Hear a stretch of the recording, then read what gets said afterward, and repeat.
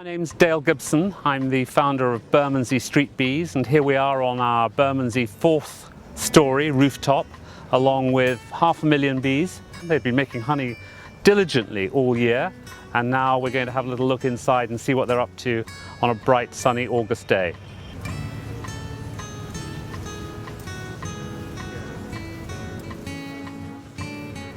Probably useful just to introduce you to the tools of the trade.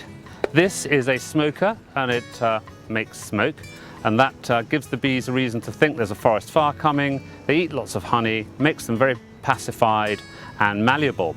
This is a hive tool, the key implement. I'll not let it leave my hand as I'm going through the hive.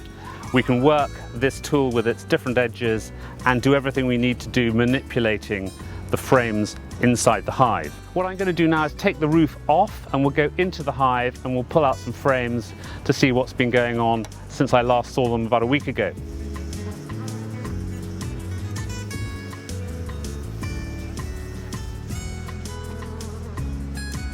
This piece of equipment is a queen excluder. It means the queen can't pass through it.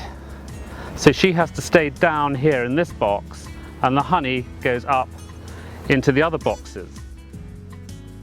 Really nothing bee related at all. I've really been a stockbroker for most of my career, which means being at my desk at 7 o'clock in the morning and coming back home at sort of 5 o'clock at night, which is sort of like farmer's hours. So in some ways, when I became a bee farmer last year, I already had some of the necessary sort of disciplines of getting up, and since I run to work and back, it keeps you fit, and for beehive management you really need to be able to move these heavy boxes around, and also to have a history of being, fairly organised in one's thinking, good at planning, and so that partly sort of forms the career that we've made ourselves here in Bermondsey Street Bees. So the amount of hives I have up here on the roof in total is 8 full-size hives. I've also got 4 breeding nucleuses, and in that I'm making new queens, because we breed our own queens from Bermondsey stock to get good, calm behaviour, to get productive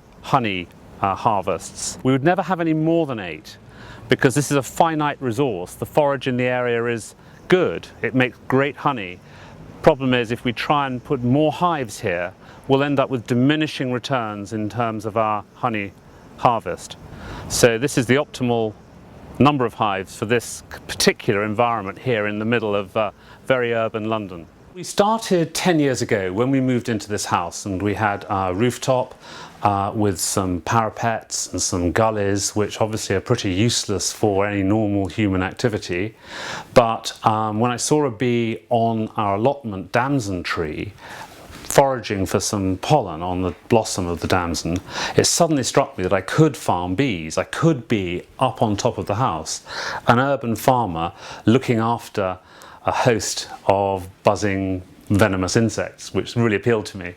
So that was how I got started, and that was just 10 years ago. And since then, well, we started up by having a single hive after a year's mentorship through an expert beekeeper, and they produce award-winning honey, and that's really got us started on the whole idea of building out a business. In 2011 at the National Honey Show, we won the prize for the best honey in the M25. Essentially that's the best honey in London.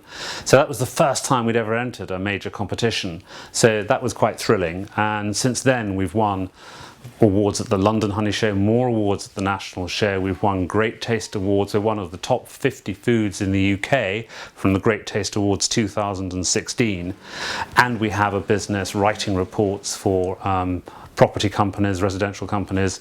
We have a business running apiaries for Hilton Bankside, One Tower Bridge at Berkeley Homes, and I run the hives at Lambeth Palace. I also run the hives at Soho Farmhouse. Beekeeping as a hobby is fascinating, captivating, and time-consuming. Beekeeping as a business is quite demanding, because the life cycle of bees dictates that attendance has to be given in a period of time, in heights of summer 10 days, to each individual hive, which is inspected to prevent it from swarming, for example. So that means one has to be very rigorous in how one allocates one's time between the hives under one's management. And since I'm managing over 50 hives now, even though I am a full-time stockbroker, it has meant that it's a very rigorous schedule that I have to adhere to. So I've learnt that that's a really tough one, is to combine the two disciplines. Luckily, peak bee time is summer. Summer is when the evenings are long and I can be up and about looking after the bees in the evenings. So here's a frame of bees with a little interesting queen cup in it. Let's have a look inside the queen cup. There are no eggs or royal jelly in it, so that means the bees aren't about to swarm, which is good, because that would make this a very entertaining bit of film if we had a whole bunch of swarming bees. Very heavy frame. This is a honey frame where they're storing honey for the winter. You might be able to see it glistening in the sunshine. And also, quite unusually for these bees, I'm getting a little smell of banana, which means that they're sort of slightly agitated. So I just want to give them a bit of smoke here, which does interfere with their alarm mechanisms and quietens them down a bit. All my movements over the hive are very slow.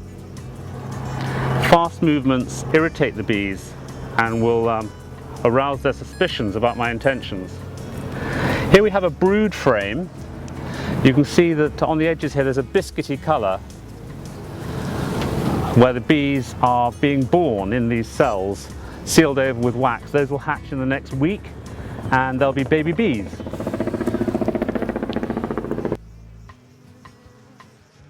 Train hard, get your knowledge base as high as you can. After knowledge will come understanding. That's a slightly different sort of game, but that will come with experience. But knowledge is so important, and beekeeping is a low intervention, high knowledge game. They know very well how to make honey. I don't have to tell them how to do that. So it's leaving them alone and only stepping in when there's something that needs correction or help that I get involved.